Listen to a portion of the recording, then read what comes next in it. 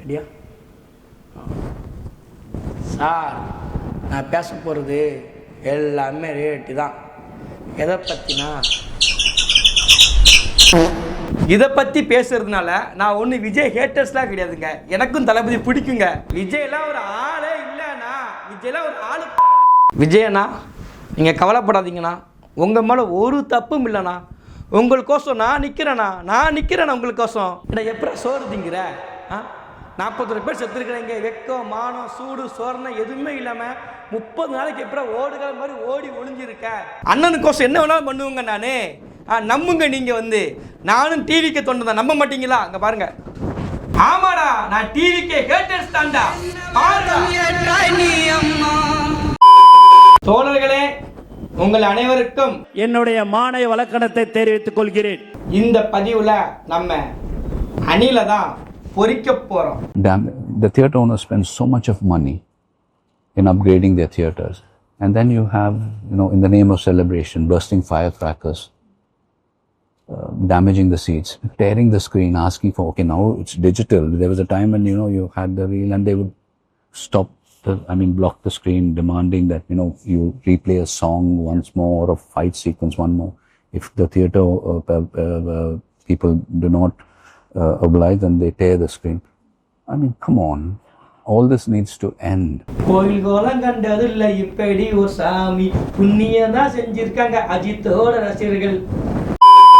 கடவுளே, அஜித் குசிமாமா அப்படியே இந்த மாதிரி வீடியோ பார்த்து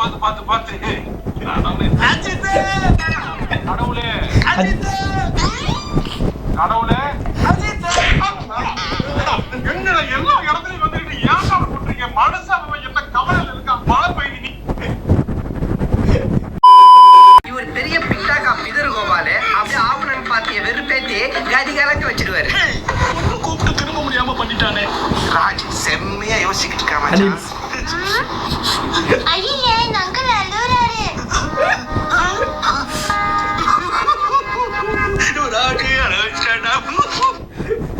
அணிலையே கதற விட்டுருக்காங்க. அணில் கூட்டத்தை தாண்டி தற்கொலை தலைவனை செதைச்சி விட்டுருக்காரு அவரு. Mic check 1 2 1 2. Today I think we have become a society that's so obsessed with gathering a crowd to show your crowd. Mask காட்டுறேன்னு சொல்லி கூட்டத்தை கூட்டுறதுல பெருமை இல்லடா தற்குறி. For example, everyone's trying to run the country today. ஊர்ல போற வர தற்குறிங்க எல்லாம் நாட்டு ஆளணும்னு ஆசைப்படுது.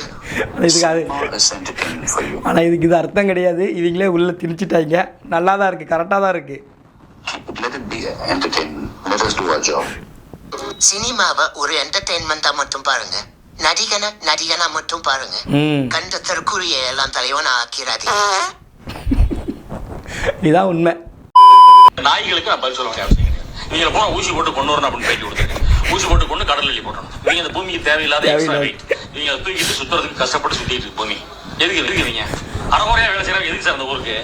நீங்க பூமரா தான் தெரியும். ஏன்னா பர்ஃபெக்ஷன் பாக்குறேன். எதை பண்ணாலும் பர்ஃபெக்டா பண்ணணும்னு நினைக்கிறேன்.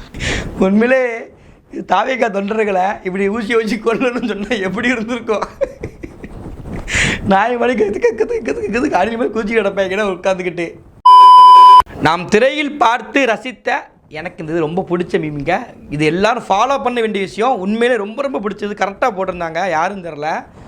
நாம் திரையில் பார்த்து ரசித்த முக்கிய நடிகர்கள் அஜித், விஜய். கண்டிப்பாக தங்களது 50 வயதில் இருக்கிறார்கள். உண்மை. நாம் நமது 50 வயதுகளில் எவ்வாறு வாழ வேண்டும் என்று அஜித்தும், எவ்வாறு வாழ்ந்துவிடக்கூடாது என்று விஜயும் காட்டிக் கொண்டிருக்கிறார்கள். உண்மையிலேயே good explain, good leader, good clown. இதெல்லாம் எவ்வளோ பெரிய கேவலம் தெரியுமா? Ajith one single interview speech 58 minutes. Vijay total political speech time 2 years. இதெல்லாம் எவ்வளோ பெரிய கேவலம் தெரியுமா? இந்த கேவலத்துக்கு 6 நாள் அரசாங்க விடுமுறை விடலாங்க. அங்கே சுற்றி இங்கே சுற்றி அஜித் காலில் டிவிக்கே தற்கொலை. ஏகே எங்களுக்கு ஆதரவாக பேசிட்டாரு. இங்கிலீஷ் தெரியா தற்கொலைங்க. எனக்கு அதாக ஒன்று புரியலைங்க. உங்களை அஜித்து பேசினது இங்கிலீஷ் தான். இவங்க நம்மளை எப்படி கண்டுபிடிச்சாங்க? அதுக்காகவே இவங்களை பாராட்டணுங்க தொண்டர்களை.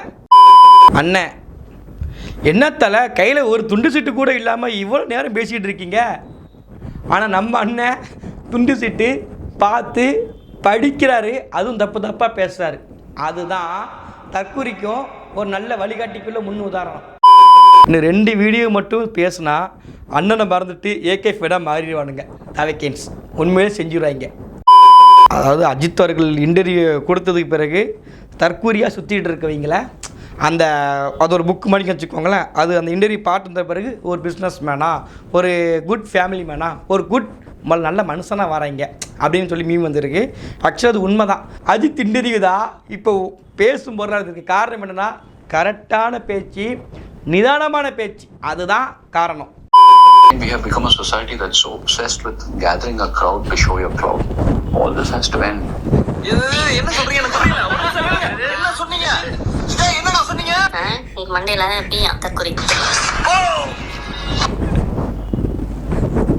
அதாவது எனக்கு இப்போ வரைக்கும் இது ஆச்சரியம் தீரலைங்க. இப்போ அஜித் அவர்களை பேசுறதுக்கு விளக்கம் கொடுக்குறாங்க, இவங்க தப்பாக புரிஞ்சுக்கிறாங்கிறதெல்லாம் 2வது விஷயம். அதுக்குள்ளே நம்ம போகவே நான் வரல, அது எனக்கு வேண்டாம். ஆனால் எனக்கு என்ன ஒரு வியப்பு, நான் ஒவ்வொரு தாவிக்க தொண்டன்ட்டையும் நான் பார்த்து வியக்குது என்னென்னா, அஜித்து பேசுகிற மொழி எப்படியும் கண்டுபிடிச்சிங்க. ஏன்னா அவ்வளோ வரையும் உங்களுக்கு வளர்ந்துட்டாடா. ஸ்கூல் படிக்க போன இடத்துல பாருங்க, இது இங்கிலீஷு கரெக்டாக கண்டுபிடிச்சிட்டாங்க. எனக்கு அந்த சாக்கு தாங்க எனக்கு இப்போ வரைக்கும் மீளலை. இது எப்படியோ இந்த மீளா துயரத்திலிருந்து நான் கொஞ்சம் கொஞ்சமாக மீண்டு அடுத்த ஒரு பதிவில் உங்களை சந்திக்க வரேன். தோழர்களே, என்னுடைய மானை வழக்கணத்தை தெரிவித்துக்கொண்டு அடுத்த ஒரு வீடியோ சந்திக்க நன்றி, வணக்கம்.